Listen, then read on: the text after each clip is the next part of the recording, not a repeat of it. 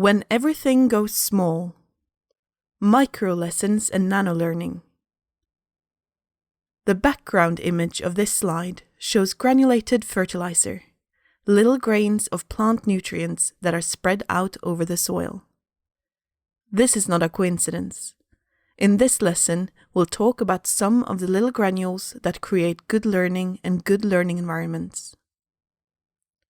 We're constantly introduced to new theories, impulses, and technologies when it comes to ICT and education. Many of them disappear as soon as they've arrived without leaving much of an impression behind. Perhaps you've wondered if microlessons and nanolearning aren't more bluffs that will suddenly disappear? Or perhaps you've thought that microlessons are no different from learning objects, which have been part of our dialogue since the early 2000s when describing information content online. The purpose of this lesson is to prove to you that microlessons and nanolearning are something more, something lasting.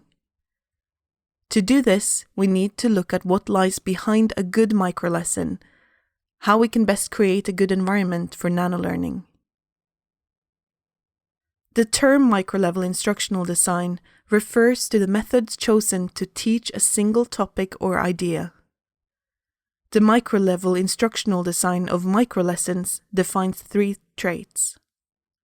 They are digital, they are instructional and made to create a learning process, and they are made up of reusable elements.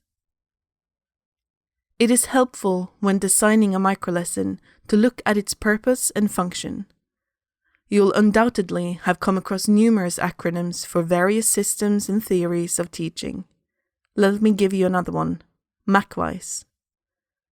This acronym presents 6 elements that are important for facilitating good learning: motivation, activity, concretization, variation, individualization, socialization and collaboration, and evaluation.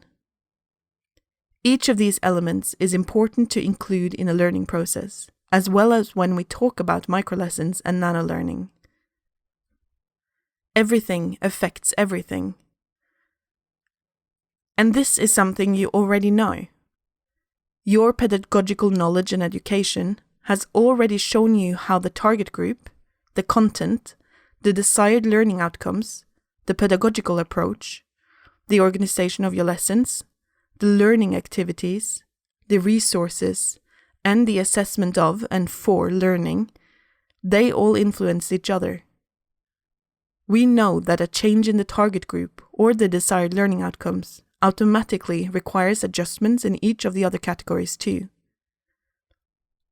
This is knowledge it is important that you don't put aside when designing microlessons.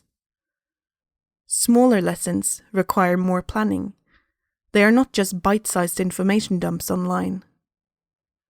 Use your pedagogical knowledge. The problem starts when teachers lose sight of the lesson's purpose. To secure the quality, you need to make a plan for the learning process, not just a plan to distribute content. Intimacy and immediacy. We know that creating a sense of both intimacy and immediacy is important when facilitating learning online. Intimacy refers to how the information can't just be dead content with no sender. You, the teacher or the instructor, should be a visible presence. Let your students know who you are through a profile picture, a description, by adding some personality to your lessons so they know who they are interacting with. Nanolearning is not an excuse to remove the teacher. Immediacy has to do with response time and interaction. Use tools and platforms that allow interactions in various ways. Your students will be used to instant interactions online. Click like and you're given a response. Push heart and you've loved something.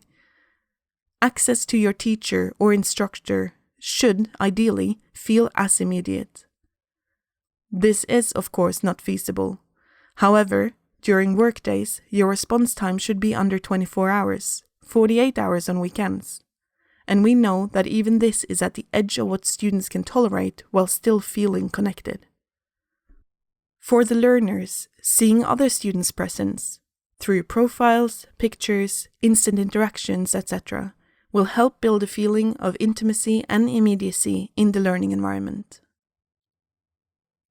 Limitations. Despite our high ambitions, it's not possible to take each of these considerations into account when building individual microlessons. The simplicity and directness of the content is part of what makes microlessons so effective. If we try to include too many concerns, the lesson will become bogged down and overloaded, and will get in the way of the learning process itself.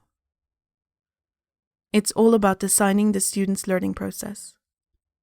And this is the crux of making good microlessons, focusing on the learning process. Unlike learning objects, which can mean any presentation of information online, a microlesson is also a process. Each lesson represents a complete, single-idea learning process. The point is then to create a good balance. We prioritize one concern in one lesson and another in the next. This way, the overall collection of microlessons will include elements or granules from all the important aspects of learning and facilitate successful learning processes for our students.